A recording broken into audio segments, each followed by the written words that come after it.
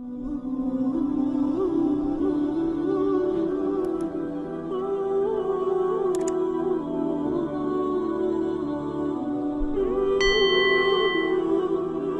على رسوله الكريم أما بعد فأعوذ بالله من الشيطان الرجيم بسم الله الرحمن الرحيم وننزل من القرآن ما هو شفاء ورحمة للمؤمنين۔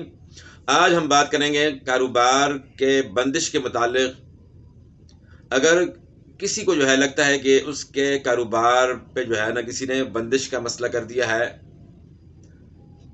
تو اس کے لیے ایک بہترین وظیفہ آپ کو بتانا ہے۔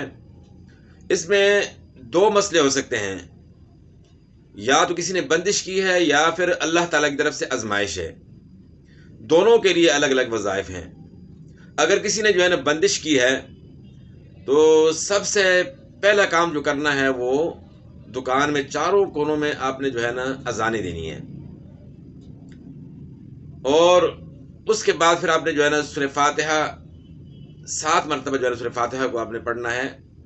وہاں دکان میں بیٹھ کر آپ نے سورہ فاتحہ 7 مرتبہ پڑھنی ہے، اور اسی طرح آیت الکرسی بھی آپ نے 7 مرتبہ پڑھنی ہے، اور اسی طرح سورہ بقرہ کی آخری 2 آیات یہ بھی 7 مرتبہ پڑھنی ہے، اور دونوں قل معوذتین، قل اعوذ برب الفلق، قل اعوذ برب الناس، ان کو بھی 7 مرتبہ آپ نے پڑھنا ہے۔ اور یہ عمل آپ نے 7 دن کرنا ہے، 7 دن یہ عمل کرنا ہے، اور پڑھنے کے بعد آپ نے پانی پر دم کرنا ہے۔ اس میں سے تھوڑا سا پانی آپ خود بھی پئیں، اور باقی پانی کا آپ نے چھڑکاؤ کرنا ہے۔ روزانہ یہ عمل کرنا ہے آپ نے، اور 7 دن تک آپ نے یہ عمل کرنا ہے۔ تو 7 دن تک آپ کریں گے انشاءاللہ۔ اگر کسی نے بندش کی ہو تو اللہ کے فضل و کرم سے وہ مسئلہ ختم ہو جائے گا۔ اور روزانہ اسی طرح چاروں کونوں میں ابتدا اذان سے کرنی ہے، اور اس کے بعد جو وظیفہ آپ کو بتایا کہ سورہ فاتحہ 7 مرتبہ، آیت الکرسی 7 مرتبہ، سورہ بقرہ کی آخری 2 آیات 7 مرتبہ، اور سورہ فلق، سورہ ناس، ان کو بھی 7 مرتبہ۔ تو اور اس کے بعد پھر پانی دم کرنا ہے، اور اس کا چھڑکاؤ کرنا ہے، اور اس میں سے تھوڑا سا پانی خود ہی پئیں۔ اچھا، پہلا طریقہ یہ ہے، اور دوسرا طریقہ وہ بھی ابھی بتانے لگا ہوں، لیکن اس سے پہلے اگر بندش نہیں ہے، اللہ تعالیٰ کی طرف سے آزمائش ہے، تو پھر آپ نے کیا کرنا ہے کہ استغفار کثرت سے کریں۔ حدیث میں آتا ہے کہ جو استغفار کثرت سے کرتا ہے تو اللہ تعالیٰ وہاں سے اس کو رزق دیتے ہیں جہاں سے اس کا گمان ہی نہیں ہوتا۔ تو استغفار آپ نے کثرت سے کرنا ہے۔ اور اسی طرح سورہ توبہ کی آخری آیات سورہ توبہ کی آخری آیت اس کو آپ نے پڑھنا ہے، اس کو بھی 7 مرتبہ آپ نے پڑھنا ہے، اور یہ بھی 7 دن آپ نے اس کو پڑھنا ہے۔ تو سورہ توبہ کی آخری آیت روزانہ بندہ پڑھے گا صبح کے ٹائم، تو اللہ کے فضل و کرم سے رزق میں فراخی ہوگی، اور رزق میں اللہ تعالیٰ برکت ڈالیں گے۔ اور ساتھ آپ نے استغفار بھی کرنا ہے اگر آزمائش کا مسئلہ ہے۔ اور اگر بندش کا ہے مسئلہ تو دوسرا طریقہ یہ ہے کہ آپ نے سورہ فاتحہ اور اسی طرح سورہ بقرہ پڑھنی ہے آپ نے۔ اور اگر آپ پڑھ نہیں سکتے تو آپ دکان پہ سورہ بقرہ کی تلاوت لگا دیں۔ اچھا، اس میں حیرانگی یہ ہوتی ہے کہ بندش ہو جاتی ہے کس طرح۔ اچھی چیزیں وہاں دکاندار لگا دیتے ہیں، سامنے لگاتے ہیں، سمپل بہترین قسم کے وہاں لگے ہوتے ہیں ہر ایک چیز کے۔ مسئلہ جب بندش کا ہو تو ہوتا یہ ہے کہ گاہک آتا ہے، وہ جب دکان کی طرف دیکھتا ہے تو اس کو وہ چیزیں بہت ہی بری لگتی ہیں۔ وہ خوبصورت چیزیں جو وہاں لٹکائی ہوتی ہیں دکان میں سامنے، تو گاہک کو وہ صحیح نظر نہیں آتی، تو اس لیے وہاں سے گاہک گزر جاتا ہے، دکان کے اندر نہیں آتا۔ تو بندش کا مسئلہ اس طرح ہوتا ہے کہ وہ گاہک کو چیز صحیح نظر نہیں آتی، یعنی اس میں جو ہے نا اس کو صحیح چیز ہوگی، اس میں جو ہے نا اس کو عیب نظر آئے گا. تو بندش کا مسئلہ اس طرح ہوتا ہے. تو اس میں جو ہے آپ نے یہ عمل کرنا ہے، سورہ بقرہ کی تلاوت لگائیں، اور اگر آپ خود پڑھ سکتے ہیں تو آپ روزانہ سورہ بقرہ جو ہے نا اپنی دکان میں پڑھیں.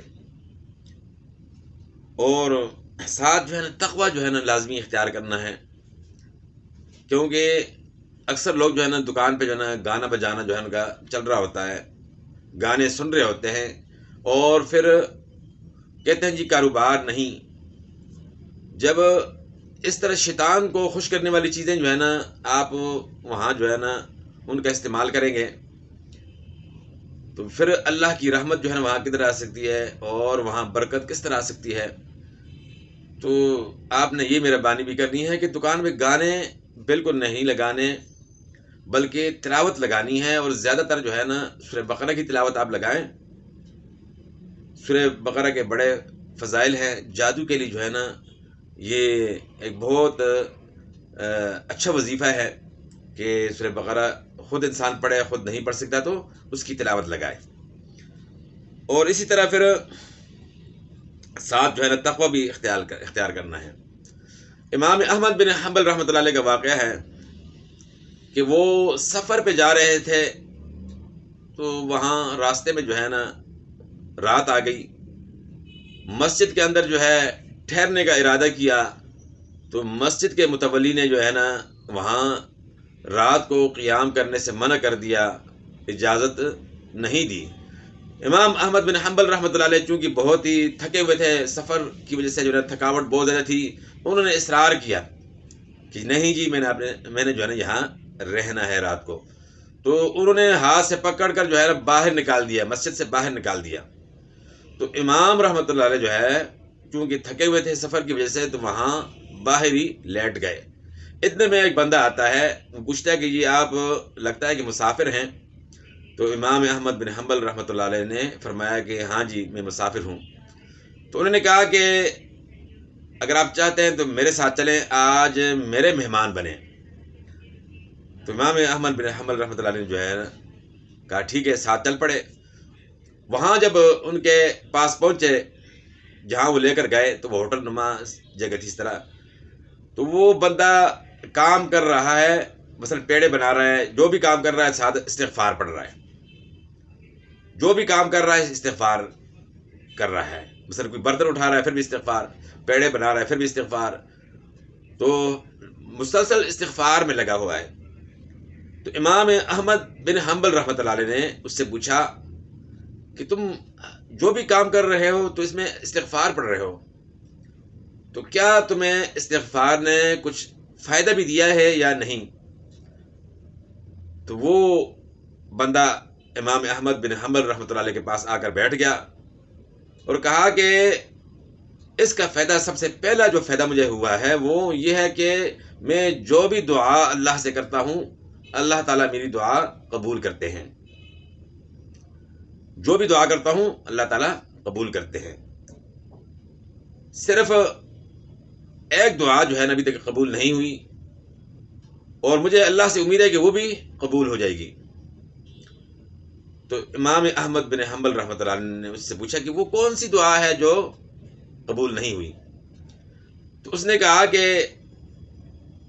سنا ہے کہ امام احمد بن حنبل رحمۃ اللہ علیہ بہت بڑے محدث ہیں، بہت بڑے عالم ہیں. تو میری خواہش ہے کہ ان سے میری ملاقات ہو جائے، ان کا دیدار نصیب ہو جائے. تو ملاقات کا غرضی ہوں، تو اللہ سے دعا کی ہے، تو امید ہے کہ وہ دعا بھی قبول ہو جائے گی. تو امام احمد بن حنبل رحمۃ اللہ علیہ جو ہے اٹھے اور اس کو گلے کے ساتھ لگایا اور فرمایا کہ میں ہی امام احمد بن حنبل ہوں. تو فرمایا امام احمد بن حنبل رحمۃ اللہ علیہ نے کہ مجھے اس طرح لگ رہا تھا کہ فرشتے مجھے گھسیٹ کر تمہارے پاس لے کر آ رہے ہیں. تو استغفار کے بہت بڑے فضائل ہیں. استغفار کو کبھی بھی نہ چھوڑیں، روزانہ کا جو ہے نا معمول بنائیں. صبح شام کے اذکار کے اندر جو ہے نا استغفار جو ہے نا باقاعدہ شامل ہے.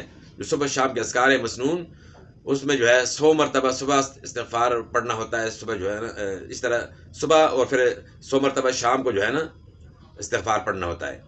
یہ تو یعنی کم از کم ہے، لیکن زیادہ کثرت سے جو پڑھے گا تو اس کے لیے دنیاوی فوائد بھی ہیں اور اخروی فوائد بھی ہیں. آخرت اس کی جو ہے نا سمر جائے گی، اللہ تعالیٰ اس کو جو ہے نا معاف کر دیں گے، اور اس طرح رزق میں بھی اس کی برکت ہو جائے گی. اس بندے نے امام احمد بن حنبل رحمۃ اللہ علیہ سے کہا کہ استغفار کا یہ فائدہ بھی مجھے ہوا ہے کہ اللہ تعالیٰ نے مجھے بہت زیادہ نواز دیا ہے مال و دولت سے. اب اتنی دولت میرے پاس آ گئی ہے کہ اس کو سنبھالنا مجھے یعنی مشکل لگ رہا ہے. تو استغفار جو ہے اس کو اپنا معمول بنائیں. آپ مثلا دکان کے اندر بیٹھے ہوئے ہیں تو استغفار بھی ساتھ پڑھیں.